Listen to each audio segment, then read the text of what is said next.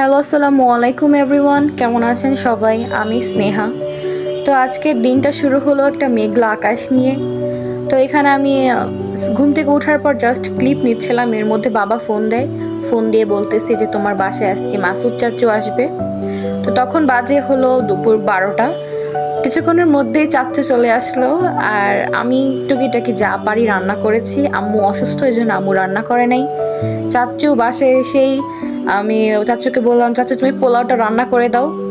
তো চাচু অনেকদিন পর আমাদের বাসায় আসছে, তো সে পোলাও রান্না করতেছিল। আর আমি বললাম ক্যামেরায় তাকায় কিছু বলো, তো সে রিয়েক্ট দিতেছিল।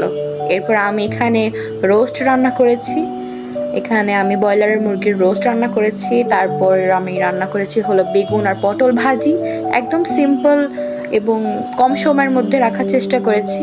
এরপর চিংড়ি মাছের ভুনা করেছি, যেটা টমেটো এবং একটু ঝাল ঝাল করে আমি এটা রান্না করেছি অনেক শর্টে। আর এটা হলো চাচ্চুর পোলাও, যেটা সে রান্না করছে। আমি পোলাও রান্না করতে পারি, কিন্তু অনেক রান্না করে ফেলছিলাম আজকে আমি। তো এখানে সব কিছু আছে: পোলাও, চিংড়ি, গরুর মাংস, রোস্ট এবং বেগুন পটল ভাজি। যেহেতু চাচু সাডেনলি বাসায় আসে, না হলে আমি আরও অনেক কিছু প্রিপেয়ার করতাম। বাট আপাতত আমি হাতের কাছে যা যা ছিল এই নিয়ে রান্না করেছি। আর চাচুর ফেভারিট হলো গরুর মাংস, এই জন্য এটা আমি মাস্ট রেখেছি।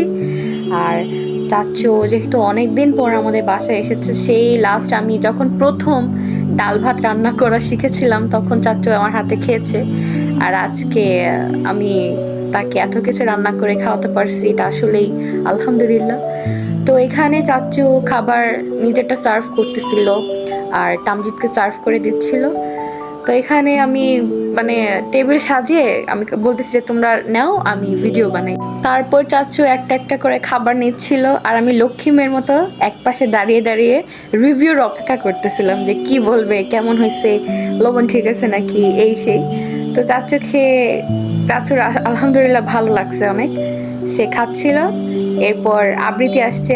আবৃত্তি ক্যামেরার সামনে আসেনি, ওই সাইড দিয়ে আমাকে বারবার বলতেছিল, প্লেট নিয়ে দাঁড়িয়েছিল যে আপু আমাকে আগে খাবার দাও। আসলে রান্না করতে করতে অনেকটা দেরি হয়ে গেছে, এই জন্য আর কি। আর ক্ষুধা লাগছে অনেক, ওই দাঁড়ায় ছিল পাশে। তো খাবার একদম এত গরম ছিল যে খাচ্ছিল যে কিভাবে আবৃত্তি, আর তাকাচ্ছিল বারবার ক্যামেরায়। তো আমি বললাম যে একটা হাই তো দেওয়াই যায়। তারপরে একটা হাই দিল। চলেন এখন আপনাদের চাচুর মুখ থেকে শোনাই খাবারের রিভিউ। চাচু, আমি যে এতদিন পর তোমাকে রান্না করে খাওয়ালাম, তোমার কেমন লাগছে? খুব ভালো লাগছে, সেই এক্সিলেন্ট। কোনটা বেশি ভালো লাগছে তোমার?